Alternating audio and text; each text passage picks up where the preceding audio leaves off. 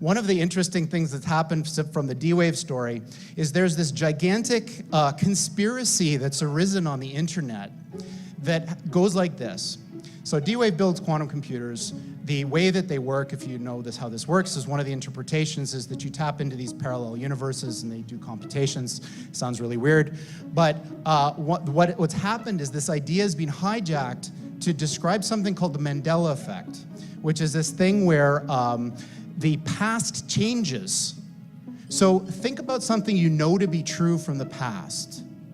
And then imagine you went out on the internet and you can't find it at all. It's not there. It doesn't match with your experience. So these people think that DWAVE is responsible, and CERN. And of course, the quantum key to the abyss factors into it somehow. I'm not exactly sure how. If anybody wonders what's really going on, the basic idea is that the virtual system acts as a technological or a cyberspace gateway to hyperspace, or the space of the mind. Computer systems that interface with the consciousness of an individual, basically they act as neurons. If you hook up computer parts basically to act like the neurons of a brain, and you hook up 1 billion of them, you end up with an artificial brain, and it can think and act just like a person. It turns out that that's actually a physical possibility.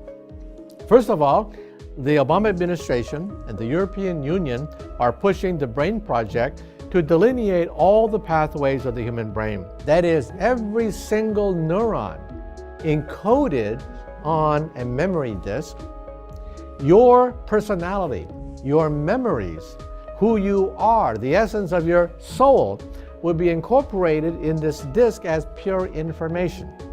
And so then you develop a neural interface system, a way of plugging a person in, electromagnetically sensing all the brain waves, all the changes in their neurons, and plugging them into that system. So then the brain thinks for them. The artificial brain thinks for them. The brain, the artificial brain, creates the neuronal firing of the experience. And if a person is interfaced with that, then depending on how calibrated their mind is to that artificial system, their brain will fire the same as the artificial brain. It's like a mirror. Because the brains fire the same. Our brains fire the same, they're just configured differently. But it's just electricity and chemicals bouncing around. That's all it is. It's the same thing. It's like a computer in a way. So if I was plugged into yours, I would feel what you're doing right now. But the idea is our energy system, our consciousness is plugged in to each other, is plugged into ourselves, but if you can bring that consciousness outside or introduce the simulated information, then you can have a person actually experience, and it's just a simulator. It's the same as like the Matrix or something. And so but they did that with all the depravity and rituals and trauma, and so they made it so that no one can beat that system. So with that they have these systems that can basically so they have all that, and that's called the hive mind, where you can go into there, and whichever way you lean, for instance, if you get like turned on because you sense something that's starting to stream in, it automatically expands that and feeds more into it. But the idea is if a person becomes that beast, they're no longer a person. Person is who they are because of their consciousness, their soul. So this energy takes the soul of a person and defiles it until it becomes some human. It's a soul stealing device. It's the whole ancient stuff, but it's all just technology. When we first started DWAVE, there were no quantum computers like the soul. They didn't exist, but there was an understanding that was shared amongst a whole bunch of people about what the world could look like if we built this thing that we all shared. All right? So it raises the question, are we nothing but information? Is the soul, the essence of who we are, nothing but information? Well, I'm a physicist. We don't know the answer to that. All we're saying is, it is physically possible to teleport an entire human being across the room, or maybe onto Mars. It is physically possible to do that, and it raises a valid question.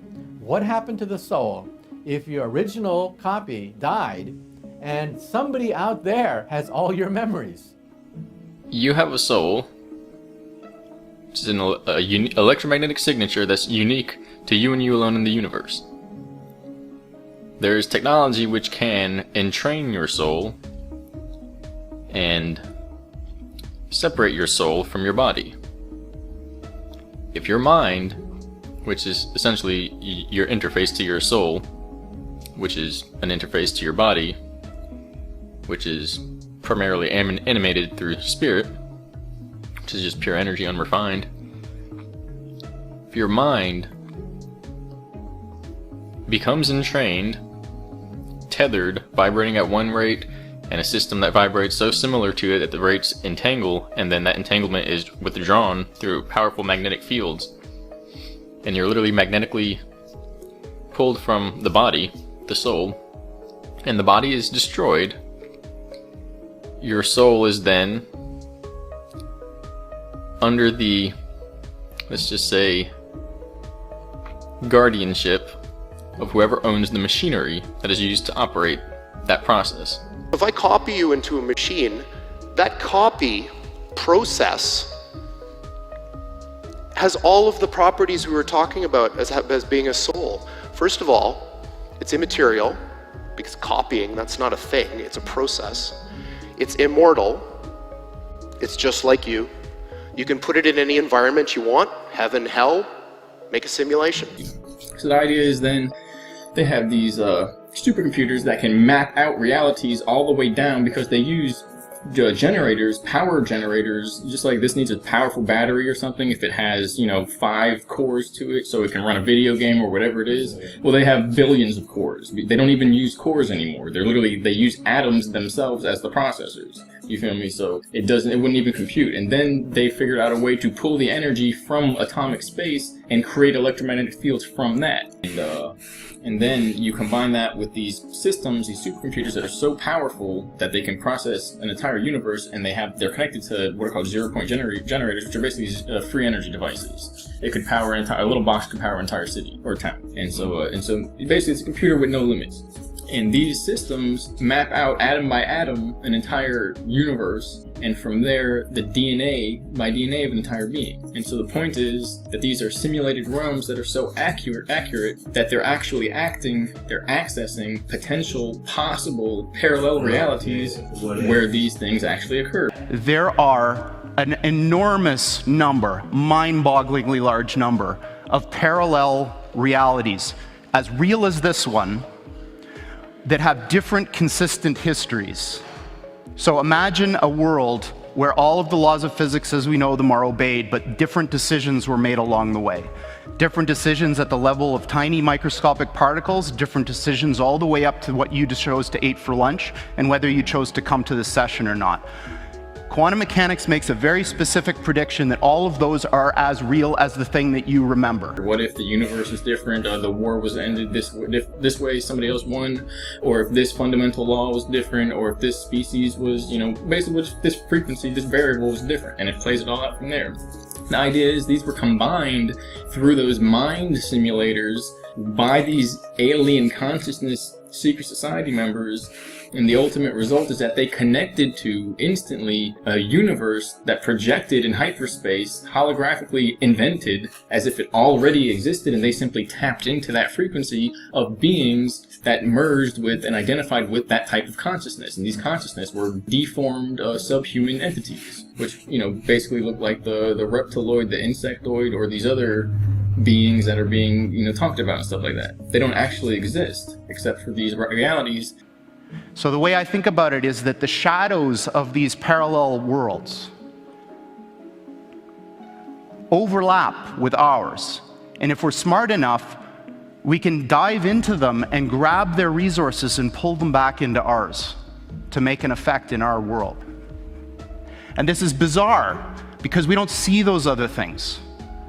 But science has reached the point now where we can build machines that exploit those other worlds.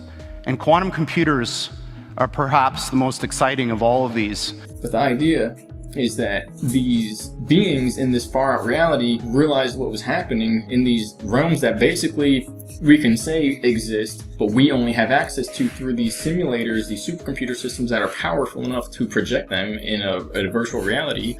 And they devoted all their energy to building a bridge into this reality, into this world, to making that doorway open up.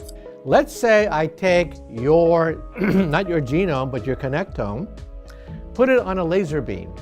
In fact, in the book, I actually calculate how big a laser beam will be required to put your consciousness as pure photons. Shine it into the heavens. You're now shooting consciousness into outer space at the speed of light. Forget booster rockets. Forget asteroid collisions. Forget radiation dangers and weightlessness and lack of oxygen. Forget all that. You are riding on a laser beam at the speed of light. And then at the end is a relay station. A relay station which takes the laser beam and then puts it into a surrogate. So in other words, it's like staying at a hotel. If you're a businessman, you go from hotel to hotel and relax. Same way, you would be on a laser beam going from relay station to relay station, and when you go to the relay station, you become Superman on the other end of the rainbow. So is this a physical possibility? Yes. The idea is when these people came back, they went in instantly, came back in an instant. 1 second later, it was just, their eyes flashed. They were gone for 1,000,000 years their time. And they come back with the plan to develop these systems to produce, to access, basically attain and produce the DNA that exists in these far out projected possible realities and actually invite these beings into the world through cloning and basically developing them and creating them in these underground bases. And create a race of aliens to take over the world with. Which is okay because they just made it up. It's all a show. It's a scam. Meanwhile, these things took control of them. And they outsmarted them now. This, of course, triggers a lot of alarm. One of the guys who talks about this is Elon, who says things like this. Like, when you do this, beware. Because you think, just like the guy in the stories, that when you do this, you're going to put that little guy in a pentagram, and you're going to have your holy water out, and you're going to wave it at the thing, and by God, it's going to do exactly what you say and not one thing more, but it never works out that way. So this is an attitude that some are having, this emerging alarmism about the way this is going to go. But these words, demons, doesn't capture the essence of what's happening here. I don't know if any of you are turn-of-the-century weird fiction fans, but there's this guy named H.P. Lovecraft, who's a very famous American weird fiction author. And he espoused a view which is called cosmicism. And the essence of cosmicism is cosmic indifference. So what he was saying is basically, yes, there are these massively intelligent entities out there, but they're not good, they're not evil. They just don't give a shit about you even in the slightest. The same way that you don't care about an ant is the same way they're not going to care about you. And these things that we're summoning into the world now are not demons, they're not evil, but they're more like the Lovecraftian great old ones. There are entities that are not necessarily going to be aligned with what we want. So this transition is really, really massively important for our entire species to navigate. And going back to that thing that Sam Harris was saying, nobody is paying attention. This thing is happening in the background while people bicker about politics and what's going to be in the healthcare plan in the US. And underneath it all is this rising tsunami that, if we're not careful, is going to wipe us all out.